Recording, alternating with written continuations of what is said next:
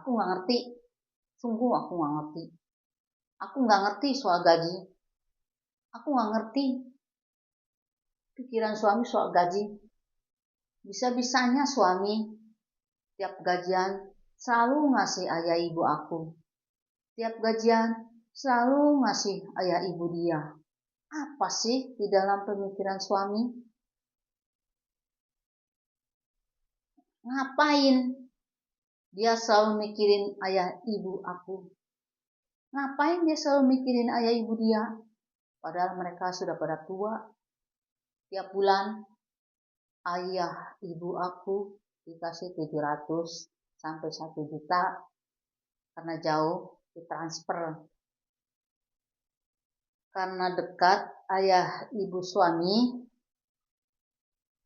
dikasih beras, duitnya juga ya samalah seperti yang dikasih ayah ibu aku.